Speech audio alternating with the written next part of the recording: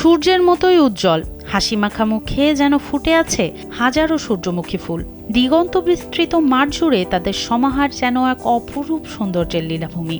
মেঘনা নদীর মৃদু হাওয়ায় যখন হলুদের এই সমুদ্র দোল খায়, তখন মনে হয় প্রকৃতির এক নিপুণ শিল্পী যেন মাটির উপর যত্নে বিছিয়ে দিয়েছেন এক বিশাল ঝলমলে হলুদ গালিচা।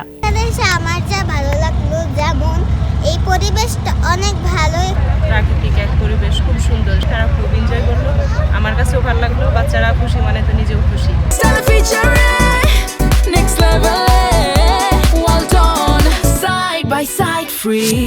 এখানে এলে সময় যেন একটু ধীর হয়ে যায়। চারপাশে বাহারি ফুলের সমাহার আর মানুষের মুখে বিস্ময়ের হাসি, সব মিলিয়ে জায়গাটি হয়ে ওঠে এক খোলা ক্যানভাস।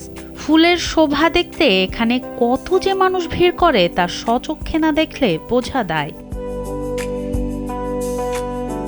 যান্ত্রিক জীবনের ক্লান্তি ভুলে প্রিয়জন, পরিবার কিংবা বন্ধুদের সঙ্গে কেউ আসে একটুখানি প্রশান্তির খোঁজে, কেউ আসে ছবি তুলতে, কেউ বা শুধু প্রকৃতিকে অনুভব করতে। প্রতিদিনই ভিড় বাড়ে এই তীরের সূর্যমুখীর হলুদ রাজ্যে। ফ্যামিলি নিয়ে আসছি, তারা অনেক এনজয় করলো। শহরের মধ্যে তো শীত উপভোগ করা যায় না।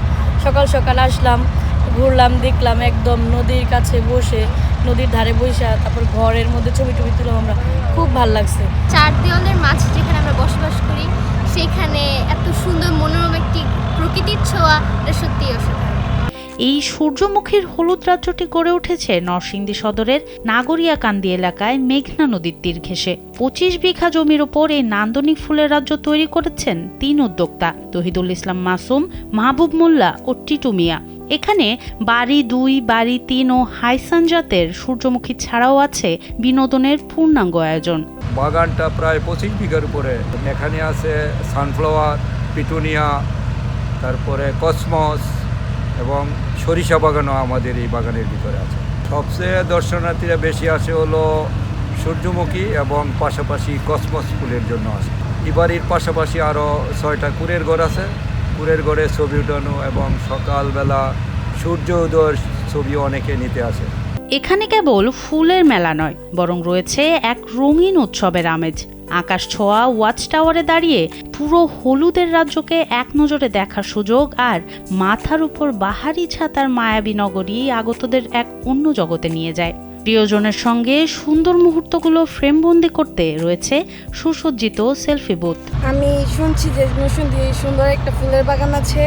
তারপর ভৈরব থেকে আসছি ফ্যামিলির সাথে, এটা ঘুরে আমার অনেক বেশি ভালো লাগছে। আমার কাছে অনেক ভালো লাগলো। শহর থেকে এখানে শুনলাম যে এখানে অনেক নানান ধরনের ফুলের বাগান আছে, এখানে দেখতে আসলাম। এই বাগানে প্রবেশ করতে দর্শনার্থীদের গুনতে হচ্ছে জনপ্রতি মাত্র 50 টাকা। এই অপর সৌন্দর্যের টানেই প্রতিদিন গড়ে 800 থেকে 1000 জন এবং ছুটির দিনে প্রায় 2000 দর্শনার্থীর সমাগম ঘটে, যা থেকে দৈনিক আয় হয় 40 থেকে 50 হাজার টাকা। নির্দিষ্ট টিকিটের বিনিময়ে যে কেউ ঘুরে দেখতে পারেন মেঘনা তীরের এই অপরূপ হলুদ রাজ্য। সোনম সিদ্দিকী, কালবেলা।